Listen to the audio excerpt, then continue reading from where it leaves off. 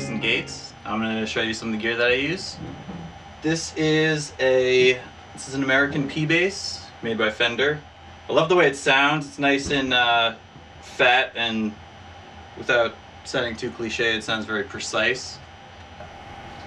I also use this grabber. It's a 1975 Gibson grabber with the sliding pickup.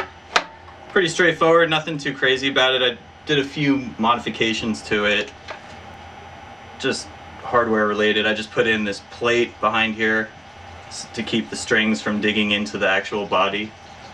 I like the way this thing sounds. It's nice and aggressive and warm. It has like a good low mid-range to it. Yeah, I've been using this one for probably a good 4 years or so. And then more recently I've gotten this P-Bass and I've been switching back and forth. Primarily I use this Varellin Meat Smoke, which is a 300 watt tube amp. It's got an overdrive channel on it, so you can do a lot of different sounds with it. Pretty straightforward. It's just got 3 EQ settings: bass, mid-range, treble, with an option for ultra low or ultra high. And then other than that, it's just got volume settings for the master and for the as well as the overdrive channel. And I'll show you some of the pedals that I'm using. It starts with the volume pedal VP Junior. Then I go into a TC Electronic Polytune Mini, which is just a basic tuner pedal. I like this one because it has a smaller footprint than most other tuner pedals. From there it goes to, I have a Mini Fugger analog delay made by Moog Electronics. This pedal sounds really great. It's got a lot of different variation in the sounds. You can, if you mess with the feedback a little bit, you can even plug an expression pedal into it, which I don't have, but you can get some really lush, kind of almost reverb sounds. From there I go into this T-Rex Bass Juice overdrive pedal. The thing I like about this one is it has a mix knob, so you can blend in your clean signal as well as the affected signal. It also comes with a boost built in, so you can just give the signal a little bit more of a little more punch to it. From there I go into this Way Huge Swollen Pickle, which is a fuzz, kind of overdrivey fuzz sound. I use this a few times during the set. You can get some really some cool blown out kind of sounds with it. You can make it sound completely, you mess with the filter, you can make it sound super trashy, or you can just have it really warm and kind of subby. So it's definitely a lot of cool sounds that you can make with that one.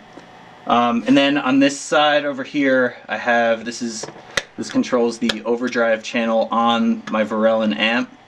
So just to give an example, the clean signal,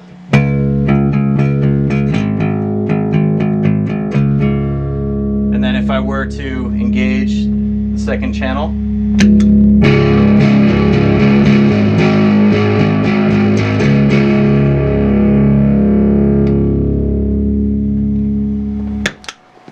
so it gives you a lot of variation in the sound because I can use that along with any of these other effects as well. In the chain, it goes from this Swollen Pickle up to, this is an Earthquaker Dispatch Master, and this is basically a delay and reverb built into one pedal. It's got a lot of really cool options with it. You can make really lush sounding reverb soaked sounds, or you can just have a pretty straightforward delay effect. It's pretty cool on bass. I use it a lot of times in different transitions and stuff.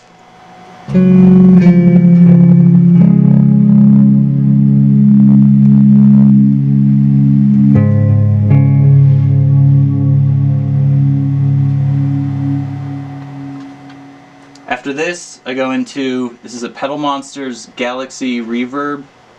It's pretty cool.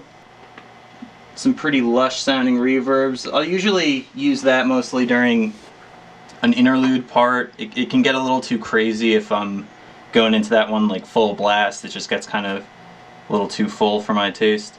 And then at the end of my chain I just have a, this is a Tech 21 SansAmp Bass Driver DI. And you can get a little bit of a driven sound out of this one. You can, obviously there's 3 channels that you can program different tones for different songs, or you know, whatever you want to do with that. And then it has XLR out, which I usually just run to the front of house, so the sound guy can mix my direct bass signal in with everything. And that's pretty much all I've been using lately, so thanks for checking it out.